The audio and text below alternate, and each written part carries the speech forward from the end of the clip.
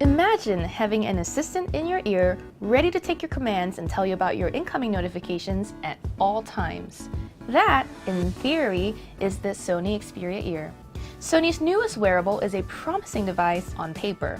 It puts a digital assistant in a single Bluetooth earbud so you can easily dictate messages, ask for the weather, set reminders, and get your smartphone alerts without looking at a display. At $200 though, the Xperia ear is expensive for what it does. The best way to describe the Xperia ear is this. Think of it as one side of a pair of black wireless earbuds.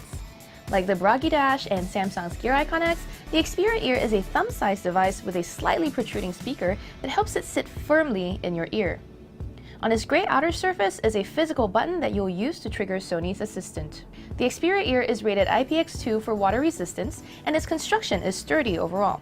It's also very light, and for the most part it felt snug and comfortable in my ear. However, I started to feel a dull ache after about an hour of using it, but that could be because of the way my ear is shaped.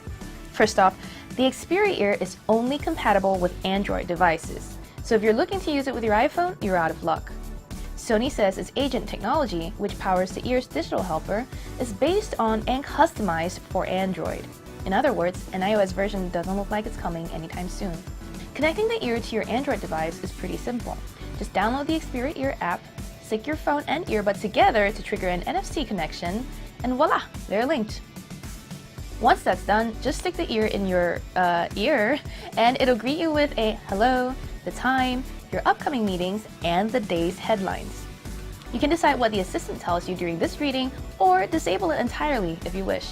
Throughout the day, the ear will inform you of incoming alerts from apps you've selected.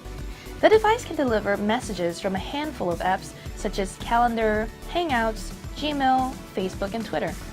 When you get a notification from one of these, the ear will start reading it out to you. That's handy for multitasking since you won't have to stop your work to look at another screen.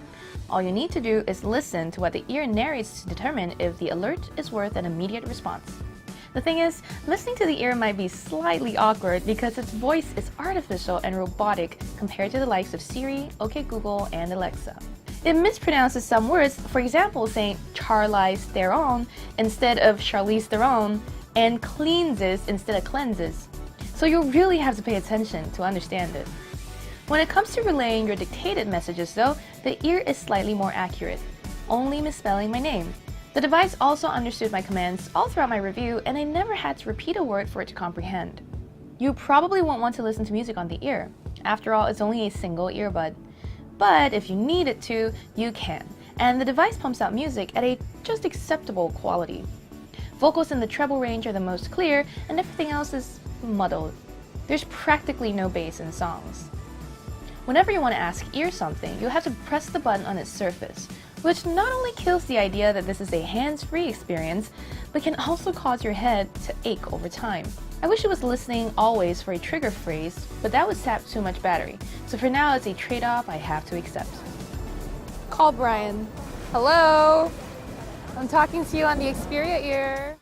Speaking of battery life, the Xperia ear provides enough juice to answer your questions all day, provided you're not playing music or talking on it all the time. If you do, Sony says the device will last about 4 hours, but with the included charging case, you can get up to 8 hours of power. During my testing, the ear typically lasted between a day and 2 days of average use, which included dictating messages, receiving alerts, and playing between 10 minutes and an hour of music. To charge the core unit back up, simply put it back into the charging case. Juicing out that holder is convenient too. There are no proprietary cables here, just a micro USB port. There's really not much else in the market that does exactly what the Xperia ear promises. You can get a similar experience by using Siri or Google Assistant through your wired earbuds, but only the Bragi Dash wireless earpieces offers full Siri access right now. No other wireless earbuds have that feature yet. However, at $200, the ear costs more than half of what the Bragi Dash, the Samsung Gear Icon X, and Jabra Elite Sport do, making it quite expensive for just a single earbud. Plus, all three rivals have more fitness-focused features, including heart rate sensors, making them more functional. I was really excited about the Xperia ear and what it promised, until I realized that, as it stands, the device does nothing different from Siri or Google over wired earbuds. Plus, the fact that it requires you to use your hand and press a button to use it makes me question the device's existence in the first place. What's the point of getting a whole new gadget for an assistant in your ear if not for the convenience when your arms are full? It's not like this is a cheap purchase either. Still, this is a first-generation device that has potential to become truly useful if Sony tweaks its software. That's an easy enough fix. The trouble is, makers of other wireless earbuds could almost as easily offer the same features by tapping into Siri or the Google Assistant. If or when they do, the Xperia Ear risks becoming a completely forgettable device.